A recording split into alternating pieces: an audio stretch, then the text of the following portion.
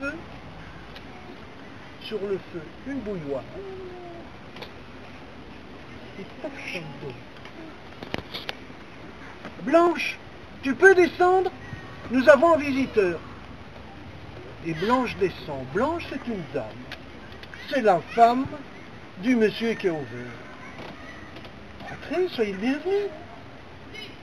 Et vous avez faim?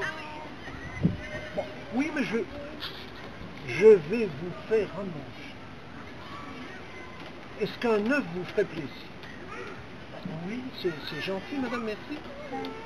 Elle va chercher un œuf dans le poulailler, elle le ramène et le cuisine remarquablement, et ça sent bon. Asseyez-vous. Vous voulez... En fait, je n'ai rien d'autre à vous offrir qu'un verre d'eau. Mais un verre d'eau, ce sera parfait. Je vous remercie, c'est parfait. Vous êtes vraiment gentil. Vous m'offrez à boire, à manger? Mais, et en plus, on va vous offrir de quoi loger. Vous allez loger dans notre chambre. Oh mais non, écoutez, vous allez loger dans notre chambre, je vous dis. Et le bonhomme monte dans la chambre et passe une nuit superbe. Il est réveillé le matin par la douce odeur du café. Et ça sent bon le café, il descend, il se dit ça y est. Blanche a fait du café. Et de fait, il y a une tasse de café qui l'attend sur une table, une tartine avec un peu de beurre en très peu. Et le bonhomme, il est content. Il fait jour. Il dit, écoutez, je suis vraiment pauvre, je n'ai rien pour vous payer, mais je sais que vous avez vraiment été tellement gentil avec moi, et je vous jure, le jour où je deviens riche, je reviens et je viens vous remercier 100 fois, 1000 fois pour ce que vous avez fait pour moi. Et les années passent, et le bonhomme devient riche. Et il n'a pas oublié Blanche et son mari Fernand. Il se dit, je dois aller les voir et je dois aller les remercier. Et pour les remercier, je vais leur faire un cadeau. Qu'est-ce que je leur fais bien comme cadeau? Et le bonhomme, il passe, c'est dans la région de Liège, il passe à Liège un dimanche, il va sur la Batte. La Batte, c'est un grand marché. Et sur la Batte, il trouve quoi? Un miroir. Un beau miroir, et il se dit, mais ces gens, ils n'ont pas de miroir. Je vous ai dit que ça se passait il y a longtemps. Hein. Les miroirs, ça n'existait pas partout. Il y avait que les belles dames riches qui avaient un miroir, les pauvres ou les paysans, il n'y avait pas de miroir. Et je me suis dit, mais voilà le cadeau idéal. Je vais leur offrir un miroir. Et il prend ce miroir qui est joli, il y a un bel encadrement en bois doré, et il le fait emballer. Un emballage cadeau comme on n'en fait plus. Maintenant, on va au GB, on achète n'importe quoi, il n'y a plus d'emballage cadeau. À cette époque, on faisait encore des emballages cadeaux, même sur la boîte. Et il retrouve la maison de Fernand et Blanche. Et cette fois-ci, il est à cheval. Toc à la porte. Je vous reconnais. Oui, je vous l'avais promis. Un jour, vous m'avez rendu service, un jour, vous m'avez nourri, logé.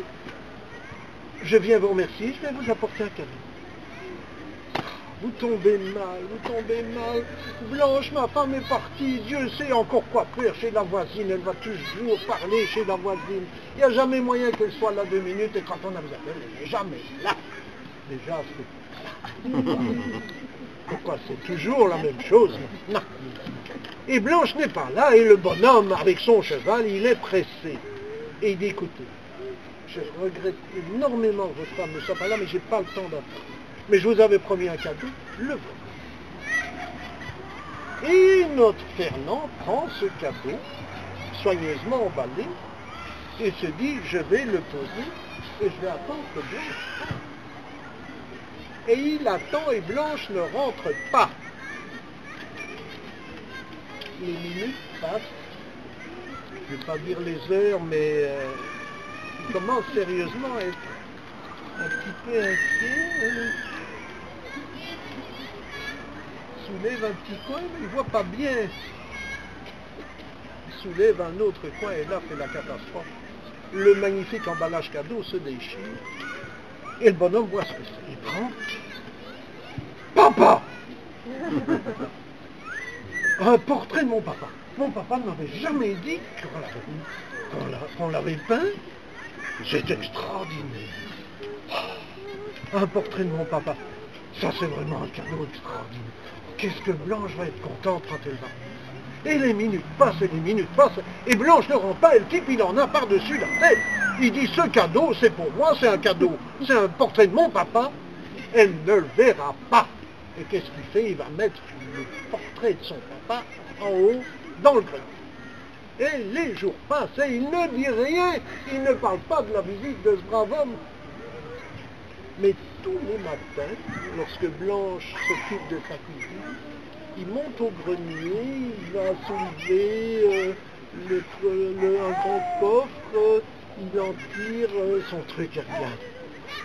Et il parle à son papa, il lui raconte toute sa vie. Monsieur, c'est pas un miroir au début? Et là, si. Et donc, il va voir ça, et il se dit, C'est lui qui se voit en fait. c'est quand même formidable, mais Blanche, j'ai bien fait de ne rien dire, je suis content. Mais sa femme, elle s'inquiète quand même un petit peu parce qu'il semble qu'il monte souvent au grenier.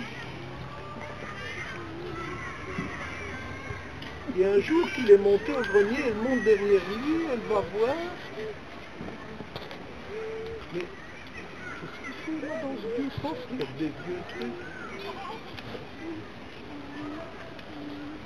Et puis un autre jour où Fernand est parti à la ville pour faire des courses. Elle se dit, je vais en avoir le cœur net. Je vais aller voir, je vais monter au grenier. Elle monte au grenier, elle ouvre le coffre, et qu'est-ce qu'elle trouve? Le miroir. Exact. Et Le miroir. un portrait de sa maman. Elle regarde le miroir, elle dit, j'en étais sûr, une femme. Il a une femme dans sa vie. Salopard. Enfin, à son âge.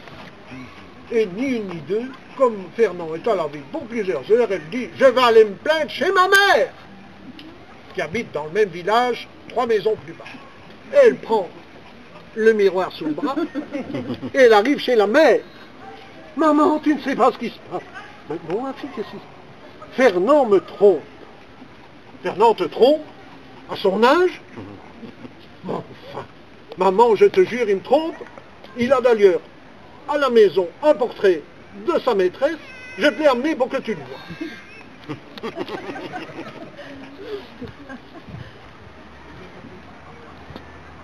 La mère regarde ça et lui dit, bon, elle est quand même très vieille, tu sais.